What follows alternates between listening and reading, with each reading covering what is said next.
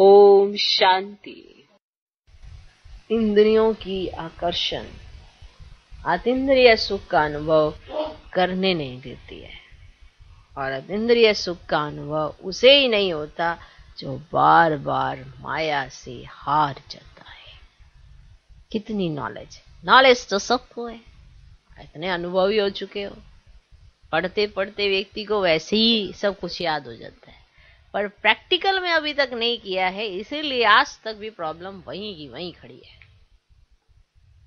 एक बच्चा भी अगर 10 साल वो एक ही क्लास में रहे, एक ही क्लास के अंदर, तो उसे भी याद हो जाता है कि इसके बाद क्या लिखा जाएगा। बस उसे सिर्फ इतना याद रहता है कि टीचर आज क्या पढ़ाएगा, लेकिन उसे ये याद नहीं रहता कि ये जो पढ़ाया है वो मेरी स्मृति में कितना आया। वो सिर्फ 10 साल से फेल होता आया है और एक ही क्लास में बैठा है। तो बताओ, सारी चीजें उसको रट जरूर जाएंगी, पर उसको एग्जाम में याद नहीं आएंगी। वही हाल ब्राह्मणों का हो जाता है कि हम रट्टा लगाते हैं, किसी भी शब्द का रट्टा लगा लेते हैं, पर अनुभव में तो लाते ही नहीं है। हमने तो ये अनुभव भी नहीं किया इंद्रिय सुख होता क्या है।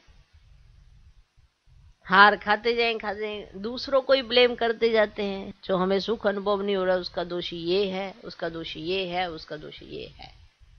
हमें खुशी फील नहीं होती है या हमें खुश रहने नहीं देते, उसके दोषी ये हैं, उसके दोषी ये हैं, उसके दोषी ये हैं। हमारे साथ इन्होंने ये कर दिया, इसके दोषी ये हैं, उसके दोषी ये हैं, उसके दोषी ये हैं। हमें अपने कर्मों पे कभी ध्यान ही नहीं गया। हर चीज तो आपके अपने कर्मों से ही नूंदी हुई है। आपने कभी सोच के देखा है ऐसे? कर्मों का फल क्या होता है? कर्मों का फल यही होता है कि एक ऐसी दुनिया में आपको रखा जाए जहां पर कोई भी तमो प्रधानता असर करने आए ही ना। ऐसे एक ऐसे स्थान पे रख दिया जाए, ऊपर से गोली जा रही, इधर से गोली जा रही, उधर से गोली जा रही, इधर से गोली जा रही।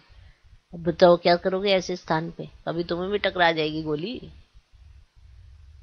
एक ऐसे स्थान पे रख दिया जाए जहां पे हर कोई, जैसे डाकू लुटेरे घूम ही रहे हैं, अंदर व्यक्ति जी रहा है या डर रहा है या यही नहीं पता उसको मैंने करना क्या है, भैया कब कौन आके डाकू खड़ा हो जाए सामने।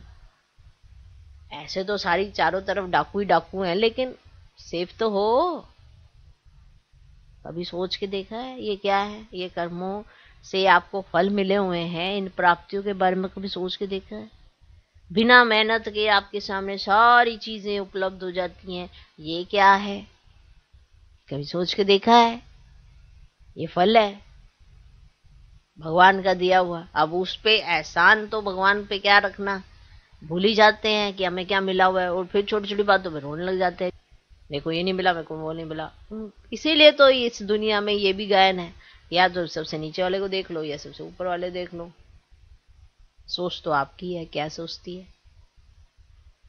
तो कर्मों की दूरी अगर जानना ही चाहते हो तो आप अपने जीवन से देख लो, कहाँ बैठे हो, क्या कर रहे हो, मेहनत है या बिना मेहनत के ही सारी प्राप्तियां करे जा रहे हो। तो माना ये जीवन भी तो आपका प्रारब्ध ही हो गया। जो 21वां जन्म कहते हैं वो कौन सा जन्म होता है? ये यही प्रारब्ध होती है, और क्या होती है? और कहाँ है? कोई मेहनत नहीं कर रहे हो, कोई बाहर जाके मतलब किसी की कुछ नहीं सुन रहे हो, आराम से बैठे अपना जीवन जी रहे हो, खा रहे हो, पी रहे हो, मौज कर रहे हो। ये क्या है? प्रारब्ध है 21वें जन्म की। वो अलग बात है कि आपके कर्म इतने श्रेष्ठ बन ही नहीं पा रहे हैं कि आप उस प्रारब्ध को भी देख पाए। तो कर्मों पर जो मदार है द्वापर से लेकर जो शुरू होता है, और ये जो लास्ट का एक बर्थ आपको मिलता है, किसी को 2 भी मिलते हैं, किसी को 3 भी मिलते हैं, क्योंकि अगर शॉर्ट टर्म में निकल आया तो निकल आया, या फिर उसका पार्ट ऐसा श्रेष्ठ है तो क्या कर सकते हैं। तो ये जो प्रारब्ध है, तो प्रारब्ध 21वां जन्म कहा जाता है। वैसे देखा जाए तो सत्यु के 8 होते हैं, त्रेता के 12 होते हैं, लेकिन प्रारब्ध तो हमें 21 जन्म की मिलती है। तो 21वां कहाँ है? वो ये है, जब बिना किसी एफर्ट्स के, बिना किसी मेहनत के आपको प्राप्तियां ज्यादा हों, लेकिन मेहनत ना करनी पड़े, तो वो क्या है? वो प्रारब्ध नहीं तो क्या है? सोचा है कभी? सोचा है कभी? सोचना। सिर्फ आपके फिर वही विकर्मों का बोझा आपकी प्रारब्ध में छेद कर देता है, क्योंकि आपने इतनी प्रारब्ध महसूस नहीं करनी है, तो आप अपने ही वजह से उसे कटौती करते जाते हो, वरना तो कंप्लीट 21वां जन्म मिला होता है। चाहे उसे पहला कह दो, चाहे 21वां कह दो, बात आपके हाथ में है। चाहे इसे पहला कहो, ये पहली प्रारब्ध शुरू हुई है, चाहे इसे 21वां कहो, लेकिन प्रारब्ध यही है। ये आपके ब्राह्मण जीवन में अगर आप कोई भी कुछ भी एफर्ट्स वैसे वाले नहीं कर रहे हैं, इजी इजी आपकी लाइफ चल रही है, कोई भी टेंशन नहीं है, सिर्फ आप अपने ही भाव स्वभाव के चक्रव्यूह में है, तो ये क्या है? प्रारब्ध नहीं तो क्या है? और फिर उस प्रारब्ध पे आप भगवान का शुक्रिया अदा नहीं कर पाते और सिर्फ रोते धोते रहते हो, तो प्रारब्ध में छेद भी आप ही करते हो, तो छन छन के खाली होती जाती है, और फिर लास्ट में फिर वही सजाएं भुगतनी पड़ती है।